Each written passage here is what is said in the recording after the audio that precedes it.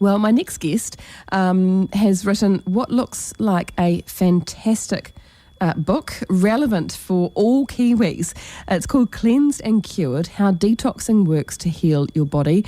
The author is Elliott, and he's in the studio with me now. Good afternoon to you, Brett. Afternoon. How are you? I'm okay, thank you. It's nice to have you with me. When we say detox, often that can put the fear of whatever into people. Oh no coffee, no alcohol, no sugar. I've got to be boring for a few days or a week or a month. Is that a common reaction? Yes, it is. Yeah, and it's kind of true in a sense. A detox is, abstaining. But you could also see it in another sense as giving your body a holiday. A reboot. Yeah, absolutely. Congratulations on the book. How did it come about? It came about through myself as a medical herbalist. I started my practice about 20 years ago, and I found there was a pattern of events that I started seeing with my clients as they were coming in. Mm-hmm. And I guess Kiwis suffer with a similar combination of health problems. Because of the environment that we're in? Yes, because of the environment and the lifestyles we lead. Yeah. And so detox itself is actually one of the foundations of herbal medicine. So it's one of the things they teach you in the very beginning is cleansing the body and helping the organs of the liver, the kidneys to cleanse the body is part of the foundation of herbal medicine. And so I basically experimented with that and tried different products, and I couldn't really get the results that I was looking for. With your patients? Yeah, with the products that were available. And so I sort of developed my own program over time. And so that started 20 years ago, and the process of treating my clients and seeing the results became more and more profound and fantastic, the results I was getting with people. And at the same time, there seems to have been a bit of a controversy around detoxing and cleansing emerging around the world as well, which is some people are saying, it's a scam, it's a waste of money, your body doesn't need it, you detox yourself. Right, your liver can do it for you, Yeah. Possibly not with what we overload our livers with in 2018. Yeah, absolutely. Can you tell me what your perception of the Kiwi lifestyle and some of the commonalities that these patients originally were having? Yeah, well, we tend to see a lot of, especially guys, once they get into their 30s and 40s, they start putting on weight. And around key certain areas, Yeah. And it's usually a combination of overconsumption of not just food and alcohol, but also quite often the doctors are prescribing them medications a little bit too soon for some of the things that they might be experiencing. Right. And so that rather than looking at things more holistically. Yes. And so diet's not often addressed, and it's very hard for people to make changes, even if the doctor says, you need to change some things. Oh, it's so hard. It is, yeah. Because we're creatures of habit, right? And we like doing the same things, and it's easy to do the same things until we get the time and the space potentially to challenge those thoughts. That's right, yeah. So I guess putting a program together and allowing people to commit to something for a couple of weeks is really what it's all about. Okay, so tell me about your detox and your detox specifications. Is it a couple of weeks long? Well, it's all in the book, and it's really about a combination of food and herbs, because primarily food should be the first medicine, like Hippocrates said, let food be thy medicine. Yeah. So food is first, and then herbs. Good quality food is first, That's right, yeah. It's clean food, so it's clean eating, really.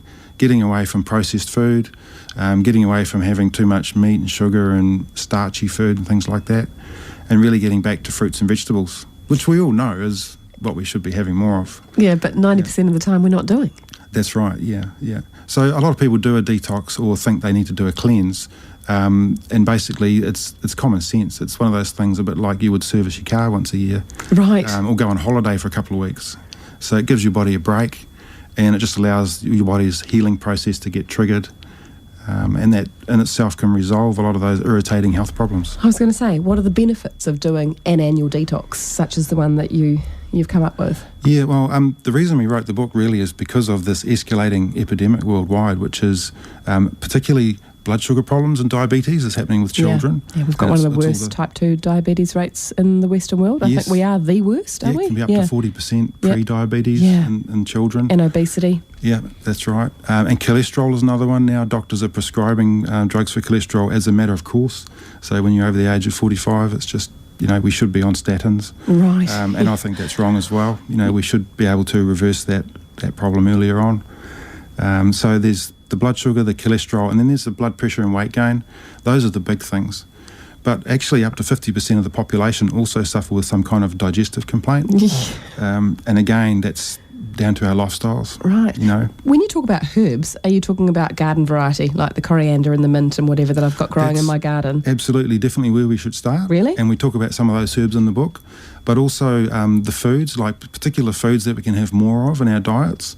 So more plant-based. Yes. More of a plant-based diet, a la Michael Polland? Yes, yeah, absolutely. More raw food. So fruit and vegetables are very alkalizing, which takes a load off the body, reduces all the inflammation in the body. Right. And also, I guess, bringing the specific herbs in the form of what we do is some capsules and things like that, which are specific herbs for your liver and for your colon and for healing and balancing intestinal bacteria. Milk thistle and that kind of thing? Yes, really? milk thistle's one of them, yeah.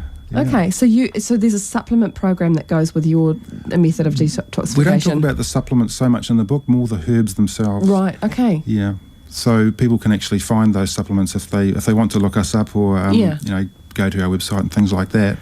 Then we can certainly help them with those as well. What are the key sort of inflammatory things that we have in our diet and our lifestyle that are loading up our liver, our kidneys, our organs? Yeah, so the big things there's the obvious, right? Processed foods are the big one. Right, yeah. Okay. So yep. in your average supermarket, there can be up to 45,000 different chemicals on the shelves in the foods.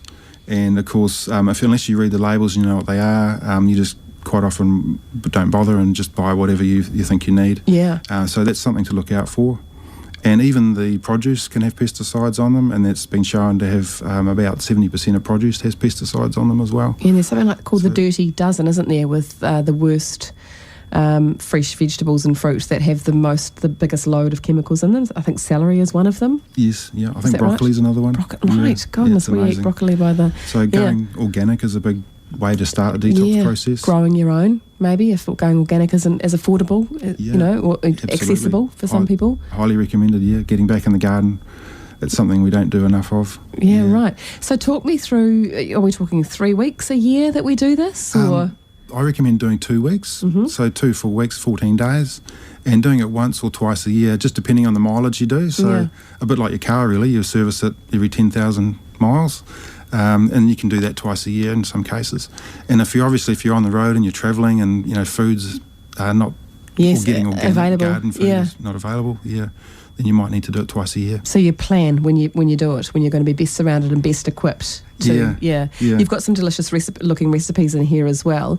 How will I feel during a detox? What are the common symptoms? Will I get headaches from lack of caffeine and blood sugar drops and funny tummies and... It can happen. It's amazing how in the first 2 or 3 days withdrawal symptoms can kick in, and we don't realise that we've actually been addicted to some of the foods we eat, especially sugar.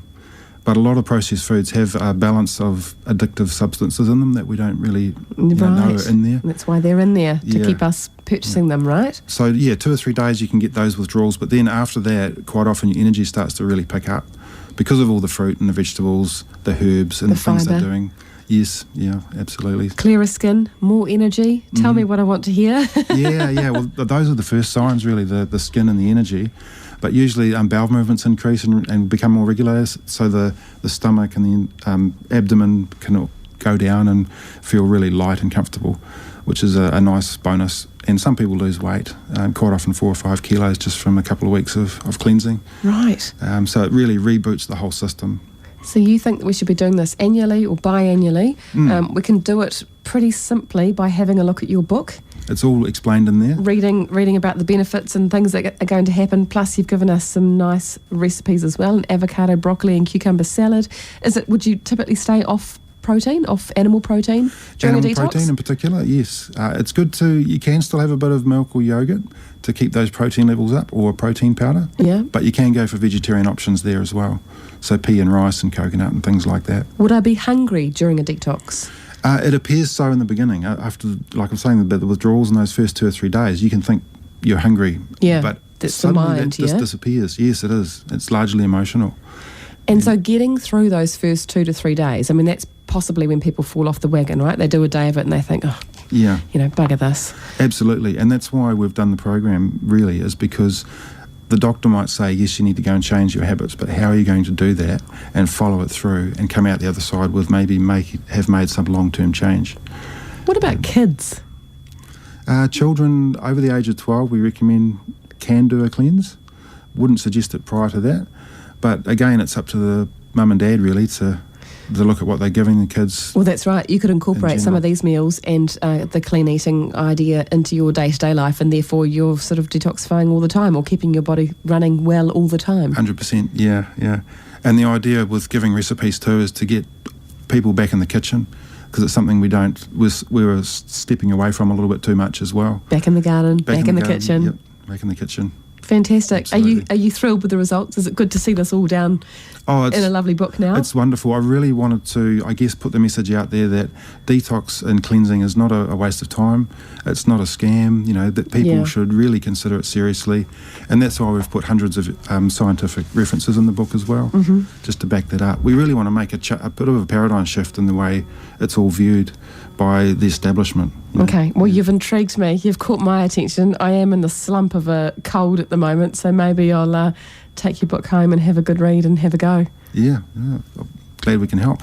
Congratulations, Brett. It's a gorgeous book, and I'm sure many Kiwis will, get some benefit out of it. Yes, and we are doing a live event in Hamilton. You are? Yes, tell me about that. So we're going to be presenting the book and the contents of the book, but it's sort of expanding on it in a very visual way and presenting it to a live audience in Hamilton. And they'll be able to get the book on the night, and also we'll have the opportunity to get the herbs there as well.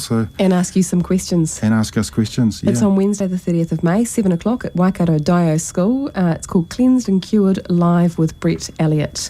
Where can you find out more? Go to your website? Yes, you can go to brettelliott.com, or Eventbrite has tickets as well. Fantastic. You enjoy the rest of your weekend. Thanks for coming in.